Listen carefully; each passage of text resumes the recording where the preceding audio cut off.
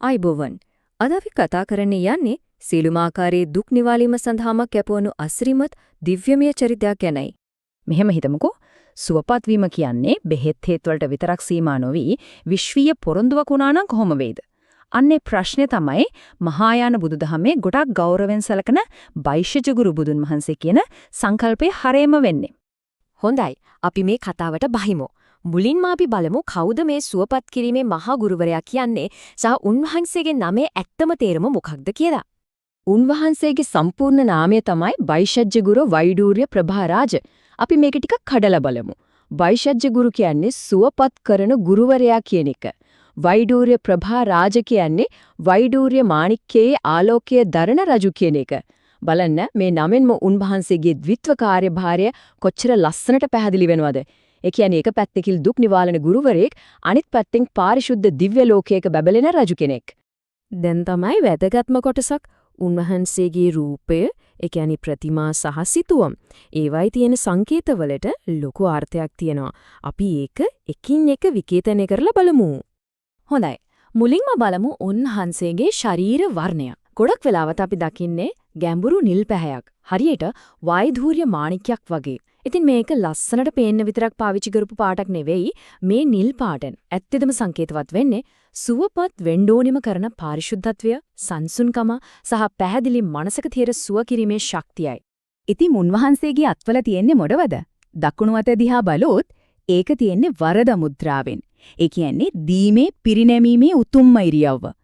ඒ අතේම තියෙනවා අරලු ගහක දණ්ඩක්. බෙහෙත්වල රජු කියලත් මේකට කියනවා. දැන් වම් අතේ පාත්‍රයක් තියෙනවා. ඒක නිකම්ම පාත්‍රයක් නෙවෙයි.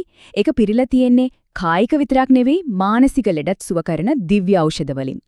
මේ හැම දෙයකින්ම උන්වහන්සේගේ එකම අරමුණ, ඒ කියන්නේ උත්තරීතර සුවය ලබා දීම තවත් තහවුරු වෙනවා. හරි. අපි දැන් එන්නේ උන්වහන්සේගේ මෙහෙවරේ හරියටමයි. ඒ තමයි බුද්ධත්වයට පත්වෙන්නත් කලින් බෝධිසත්ව අවධියේදී උන්වහන්සේ සියලු සත්වයන් වෙනුවෙන් දුන්නු මහා පොරොන්දු. ඔව්, එකක් දෙකක් නෙවෙයි පොරොන්දු 12ක්. මේවා නිකන් ප්‍රාර්ථනා නෙවෙයි. මේක හරියට මුළු විශ්වයේම යහපත වෙනුවෙන් හදපු සම්පූර්ණ සැලැස්මක් වගේ. ඉතින් මේ පොරොන්දු ටික දිහා බලමු. පළවෙනි කාණ්ඩයෙන්ම අවධානය යොමු කරන්නේ ආධ්‍යාත්මිකව සහ භෞතිකව තියෙන දුප්පත්කම නැති කරන්න. ඒ කියන්නේ තමන්ගේ රැසින් ලෝකෙම ආලෝකමත් කරනවා. තමන්ගේ පාරිශුද්ධත්වයෙන් මිනිසුන්ගේ හිත් අවදි කරනවා. ඒ වගේම ජීවත් වෙන්න අවශ්‍ය දේවල් සපයනවා, වැරදි පාරේ යන අයට හරි පාර පෙන්නනවා. ඊළඟට උන්වහන්සේ කෙලින්ම අවධානය යොමු කරන්නේ දුකට. ශරීරයේ තියෙන ලෙඩ දුක් විකෘතිතා සුව කරනවා, රෝගී දුප්පත් අයට උදව් කරලා ඒ අයව නිවන් මගට යොමු කරනවා. ඒ විතරක් නෙවෙයි, කාන්තාවක් වෙලා ඉපදීම දුකක් කියලා හිතපු අයට ඒ දුකින් මිදෙන්න උදව් කරනවා කියලත් පොරොන්දු වෙනවා. ඒ එකම හිතේ තියෙන ලෙඩ, ඒ කියන්නේ මානසික පීඩා, වැරදි මත ඒවත් සුවපත් කරනවා. අන්තිම පොරොන්දු ටිකෙන් පේන්නේ මිනිසියෙකුට ඕනම කරන මූලික දේවල් ගැන තියෙන පුදුමාකාර කරුණාව. ඒ කියන්නේ ආරක්ෂාව, යුක්තිය, කැම බීව, ඇඳුම් පැළඳුම් මායාවෙන්, ඒ කියන්නේ නරක බලවේග වලින් බේර ගන්නවා. අසාධාරණ ලෙස හිර වෙලා පීඩාවටපත් වෙලා ඉන්න අයව නිදහස් කරනවා. බඩගින්නේ ඉන්න අයට කැම දෙනවා. පිපාසෙන් ඉන්න අයට බීම දෙනවා. ඇඳුම් නැති අයට ලස්සන ඇඳුම් පවා දෙනවා.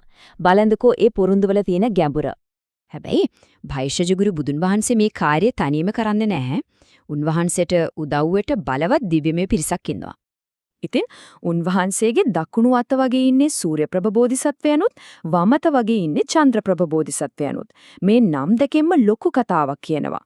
බලන්න, සූර්යප්‍රභ කියන්නේ හිරුවෙලිය. ඒකෙන් නිරූපණීය වෙන්නේ ප්‍රඥාව. හරියට හිරුවෙලියෙන් අඳුර නැති වෙනවා වගේ ප්‍රඥාවෙන් අවිද්‍යාව, ඒ කියන්නේ නොදැනුවත්කම නැති කරනවා. අනිත් කෙනා චන්ද්‍රප්‍රභ. ඒ කියන්නේ සන්දේලිය. ඒකෙන් නිරූපණීය වෙන්නේ කරුණාව. හරියට රස්නින් පිච්චිලා ඉන්න කෙනෙක්ට හඳේලියේ සිසිලස වගේ කරුණාවෙන් දුකේ වේදනාවන් සනසනවා. හරි. දැන් මේ දුන්න පොරොන්දු ආරක්ෂා කරනත් කට්ටියක් ඉන්නවා. ඒ තමයි 12 මහා දිව්‍ය සේනාපතිවරු. මේකේ පුදුම හිතෙන දේ තමයි මේ සේනාපතිවරු 12 දෙනා අර පොරොන්දු 12 වදේම අපි ජීවත් වෙන ලෝකයේ කාලයත් එක්ක සම්බන්ධ වෙලා ඉන්නේ.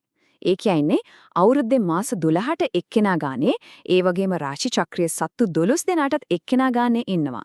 ඉතින් මේකෙන් කියවෙන්නේ දවසේ පැය 24 පුරාම, අවුරුද්දේ දවස් 365 පුරාම බැතිමතුන්ට ආරක්ෂාවක් ලැබෙනවා කියන එකයි.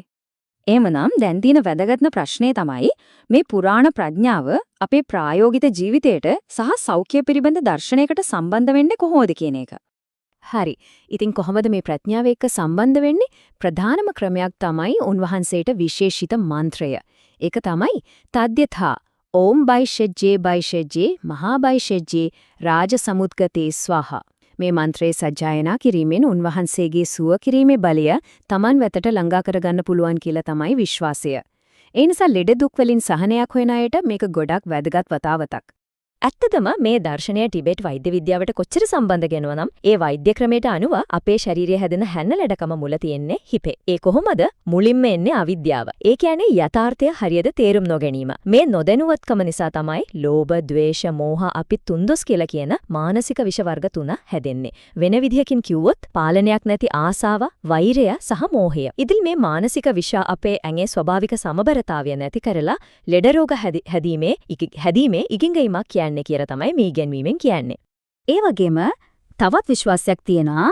ඒ තමයි බයිෂජ්ජ ගුරු බුදුන් වහන්සේ කෙරෙහි තියෙන භක්තියෙන් මිනිස්සුන්ට වෙන්න පුරවන අකල් මරණ වර්ග 9කින් ආරක්ෂා වෙන්න පුළුවන් කියන එක.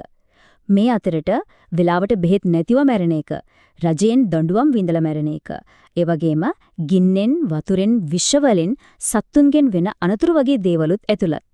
පරණ මේකෙන් උන්වහන්සේ ජීවිතයේ ආරක්ෂකයෙක් කියන භූමිකාව කොච්චර හොඳද පැහැදිලි වෙනවද කියලා. ඉතින් අවසාන වශයෙන් ගත්තොත් මේ හැම දෙයකින්ම පැහැදිලි වෙන්නේ භයිෂජ්ජ ගුරු බුදුන්ගේ ඉගැන්වීම අපෙන් ඉල්ලා සිටින්නේ සෞඛ්‍ය ගැන අපි හිතන විදිය පුළුල් කරගන්න කියලයි. සුවය කියන්නේ නිකම්ම රෝග ලක්ෂණ යටපත් කරන එකක් නෙවෙයි. ඒක ශරීරය, මනස සහ ආත්මය අතර නැති වුණු සමතුලිතතාවය නැවත ඇති කිරීමක්. නියම සුවය පටන් ගන්නේ අන්න එතනින්. ඉතින් අවසාන වශයෙන් සිතා බලන්න අපි කරුණාව කියන එකත් ප්‍රබල ඖෂධයක් විදියට සැලකුවොත් සෞඛ්‍ය දෙස බලන අපේ මුළු දෘෂ්ටියම කොයිතරම් වෙනස් වෙන්න පුළුවන්ද? මේ පුරාණ ප්‍රඥාව අපේ නූතන ජීවිතයට සම්බන්ධ කරන ප්‍රශ්නයත් මෙම විග්‍රහයෙන් ඉදිරි කරන සිතුවිල්ලත් එයයි.